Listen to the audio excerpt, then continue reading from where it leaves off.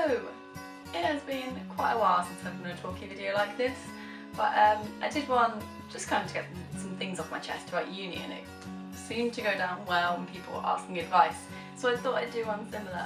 One of the things when I went to uni that I was the most worried about was long distance relationships whilst at university, and I know a few other people who also had the same worries.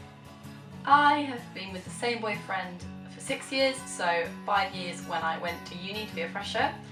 And so obviously this video is going to be a bit biased. I'm going to say the good things about being in a long-term relationship and the good ways to overcome distance.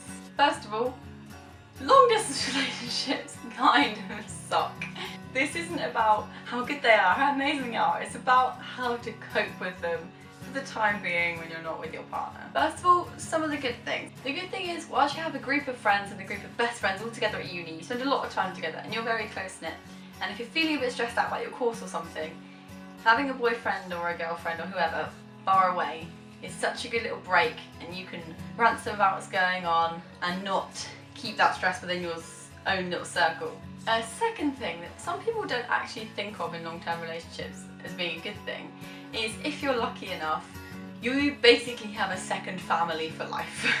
And if your family's being a bit of a pain or something, or if their family's being a bit of a pain, you have another family to kind of nag to. When you're, I don't know if it's the same because I grew up with my kind of childhood sweetheart kind of thing, but because we were in the same school and the same college, all of our problems and our stresses, we shared them very much. They're all the same thing. When you have two different lives kind of away from each other, you can run to each other and like talk about your day, and the other person doesn't know what's gone on, so you have a lot more to talk about, whether their job's going well or if you have a new assignment that you're really proud of.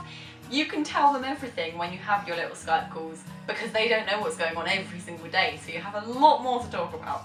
The other thing I think is one of the few good things about having a long distance relationship in uni is that you have your own Skype confidant. You have someone that you can completely get a break from uni for. Also, everyone's pretty aware of the creepy guy clique stereotype whilst in uni, and I would say being in a relationship is a good kind of distance from that, because if you're single in a club, you can tend to attract people who are not like the right kind of people, unless you're looking for that, but the people who, I don't know, aren't there just to like have fun and stuff. It may feel a bit boring that you're the only one of your flatmates that isn't going on dates and getting with guys when you're going out and all that stuff. But you've got to remember, everyone's trying to get what you're lucky enough to have, so appreciate that. I'm going to say some of the things that will help you overcome when you're feeling the downs about not being next to your partner every day. Number one, I'd say a really good thing is get them to come up as much as they can, and when they do, really make use of the fact that you have, or you might have, I did, a whole new city to explore, and explore it with them. Long-term relationships can get repetitive and monotonous, and so a whole new city is an exciting thing, especially when you know like the best pubs to go to and the bars and the restaurants and all that stuff, and you can share that, and that's a really good thing to have to kind of bring new life into relationships.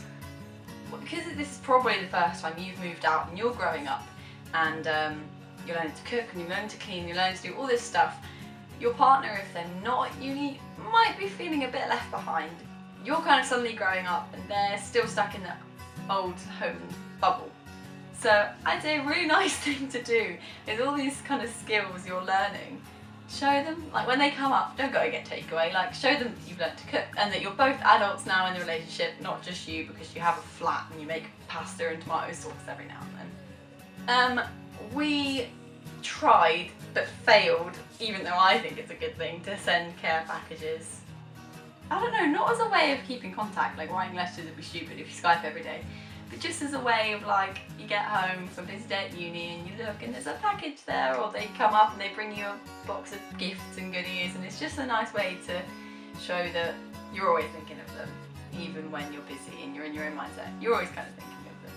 He came pestering at the door, and I actually think he's a good little, one of the thingies. Do something big and important like a cat, so you have So it feels more serious, even though it is serious, you're in a long-term relationship. When you distance yourselves from each other, you can feel like you're not even a part of it anymore. If you do something good, like get a cat or get a goldfish or start saving for a house or anything like that, you'll feel more adult. It's nice. It's nice, isn't it, pretty? I'm in love. The most important thing in my eyes, I think, that I wish someone had told me at Freshers is don't take for granted what you've got.